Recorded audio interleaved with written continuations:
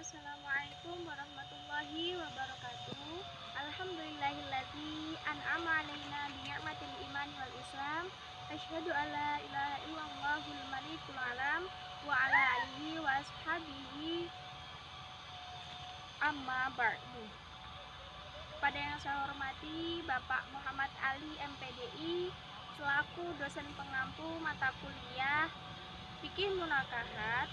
Yang saya hormati, izinkan kali ini saya untuk menyampaikan sepatah dua kata dalam penyampaian materi untuk memenuhi persyaratan ulangan tengah semester.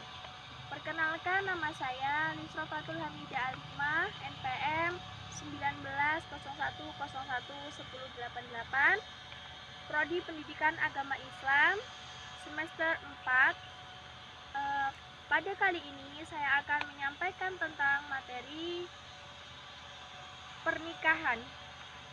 Pengertian pernikahan sendiri itu secara istilah, pernikahan adalah akad yang menghalalkan antara laki-laki dengan perempuan dalam ikatan yang syah menurut agama. Dari akad juga muncul hak dan kewajiban dari pasangan masing-masing. Ketentuan mengenai sebuah pernikahan sudah Allah firmankan dalam Quran surat Ar-Rum ayat 21, yang artinya, dan di antara tanda-tanda kekuasaannya ialah Dia menciptakan untukmu istri-istri dari jenismu sendiri supaya kamu hidup tentram bersamanya, dan Dia juga telah menjadikan di antaramu suami istri rasa cinta dan kasih sayang. Sesungguhnya pada yang demikian itu benar-benar tanda-tanda bagi kaum berpikir. Quran surat Ar-Rum.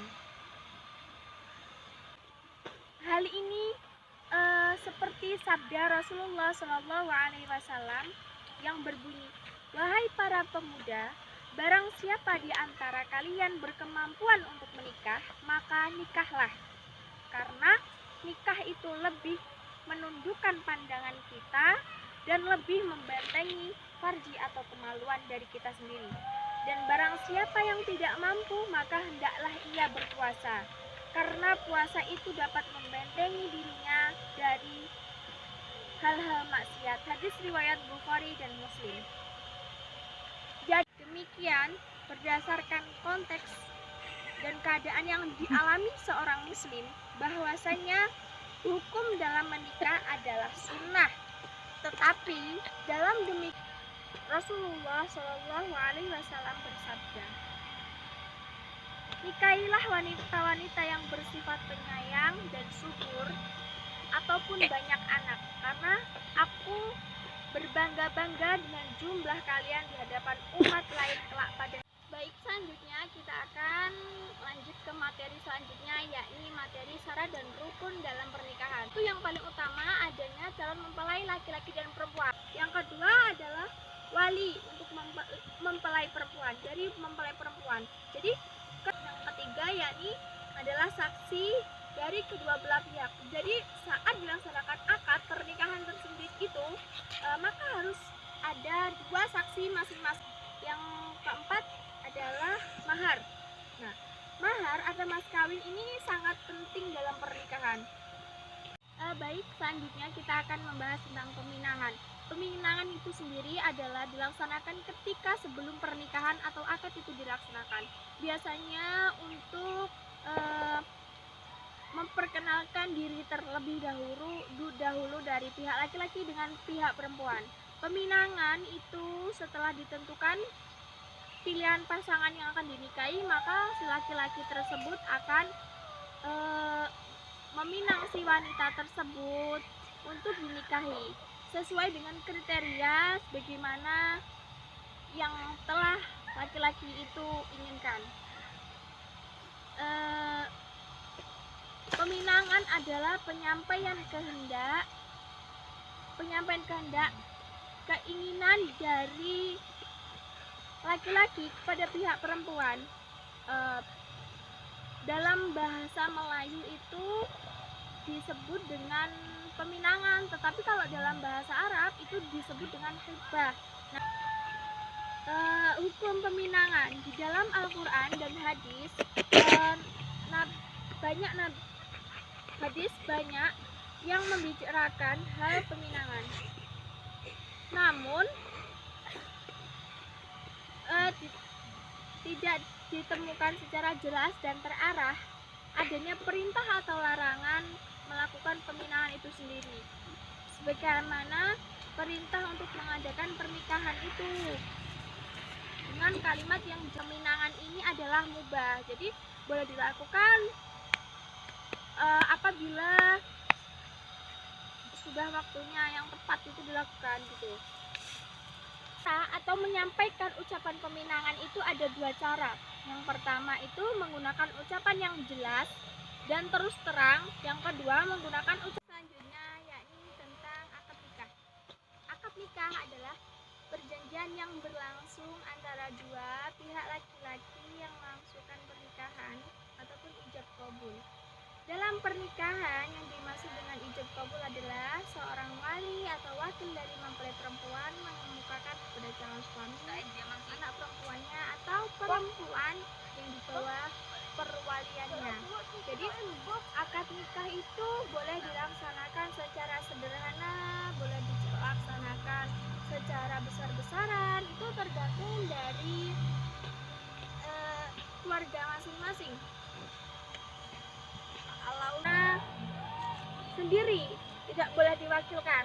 Jadi siapa yang ingin menikah ya dia laki-laki itu yang melaksanakan, tidak boleh diwakilkan adiknya, tidak boleh diwakilkan bapaknya, tidak boleh diwakilkan siapapun, tidak bisa. Ya harus dia sendiri gitu.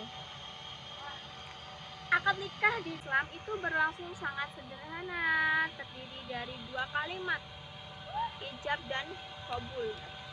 Selanjutnya yakni tentang mahar atau mas kawin. Mahar yakni suatu hal yang diberikan dari pihak laki-laki pada pihak perempuan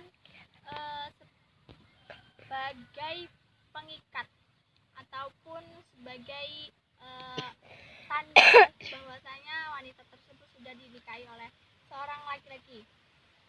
Dan mahar itu sendiri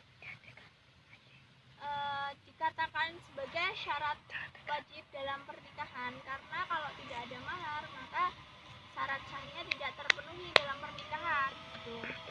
Jadi mahar itu sendiri kedudukannya milik mutlak dari seorang wanita.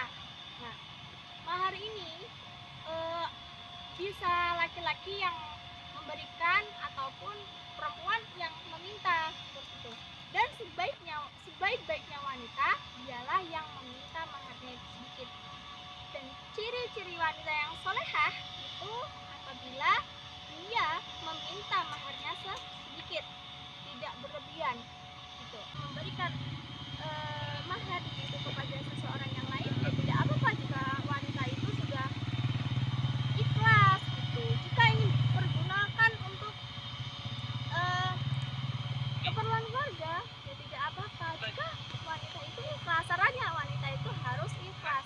Misal gini aja, kita diberikan mahar dari seorang suami itu 500.000, lalu kita belikan sebuah pohon, satu pohon itu, lalu pohon itu tumbuh menjadi tumbuhan. Nah, lalu ketika anak kita meninggal, aduh mati dulu, nah misalnya anak kita sakit, maka kita ambil tuh pohon, kita ambil satu, kita masukkan, kita rebus, kita jadikan obat bisa, karena mahar itu sebagai tanda dan sebagai obat untuk keluarga itu. Jadi mahar itu hukumnya wajib diberikan dari seorang laki-laki untuk istrinya.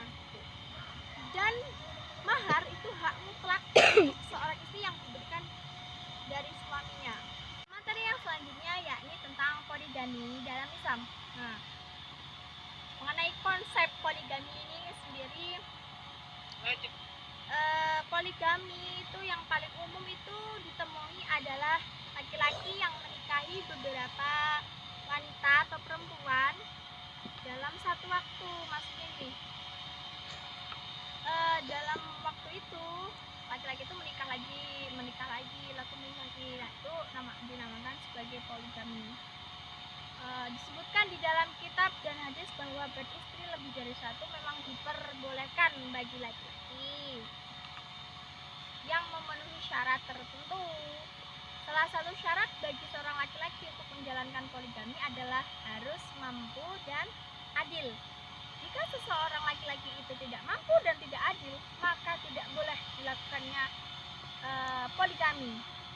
Karena syarat dari poligami itu sendiri, laki-laki tersebut harus mampu dan adil. Jika tidak mampu dan adil, maka tidak boleh dilaksanakan poligami itu. Seperti itu. Maksudnya itu adil dalam apa? Dalam pembagian waktu antara istri pertama, istri kedua, istri ketiga, istri keempat gitu. Dan harta. Jadi semua istrinya harus terpenuhi. Setiapnya ini harus tercukupi, terpenuhi, dan tidak ada yang maksudnya tidak bisa makan. Nggak boleh. Jika satu bisa makan, semua harus makan. Tapi kalau salah satu bisa makan, satunya nggak bisa, itu namanya tidak adil. Maka dari situ tidak boleh dilaksanakan poligami. Banyak orang yang berpendapat itu bahwa poligami dalam Islam adalah sunnah.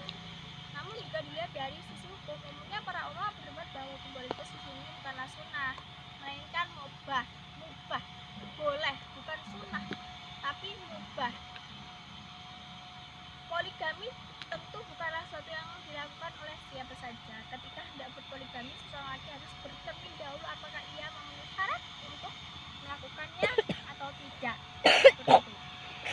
Ketika syaratnya telah dipenuhi dan istrinya mengizinkan, maka boleh. Tapi jika istrinya tidak mengizinkan dan syaratnya tidak memenuhi, ya jangan berpoligami. Namanya syaratnya sudah tidak terpenuhi mau poligami, nanti kasihan kan yang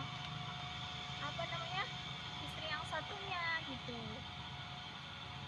Syarat dan hukum poligami. Poligami dalam Islam mementingkan izin dari istri pertama. Tidak banyak yang terjadi bahwa izin dari istri pertama merupakan salah satu syarat keberhasilan berpoligami. Nah, jika istrinya itu yang pertama sudah mengizinkan ikhlas lillahi ta'ala, maka syarat poligami itu sudah terpenuhi. Ya, namun asalkan dia harus mampu, harus seimbang, harus adil kepada istri pertama, 2, 3, dan 4. Bila tanpa izin dari istri pertama atau jika dilakukan secara sembunyi-sembunyi, poligami justru menjadi pemicu perceraian. Maksudnya kalau dilakukan secara sembunyi-sembunyi dan dia tiba-tiba menikah atau gimana, itu bisa jadi itu nanti menyebabkan perceraian antara dia dengan istri yang kedua gitu. Yang ketiga yakni dampak poligami dalam rumah tangga. Walaupun beberapa data menunjukkan bahwa poligami dapat memicu perceraian, tak sedikit poligami yang berjalan sukses. Itu contohnya seperti almarhum Ustadz Arifin Ilham dengan 3 orang istri dan Puspowardoyo, seorang pengusaha restoran yang memiliki 4 orang istri. Intinya tuh seperti ini.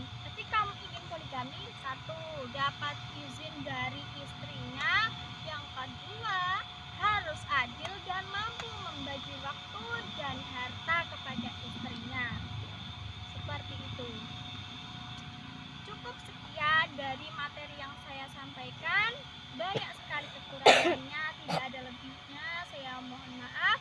Akhirul kalam, Allahumma fiq ila aqwamit thoriq wa afa minkum. Wassalamualaikum warahmatullahi wabarakatuh.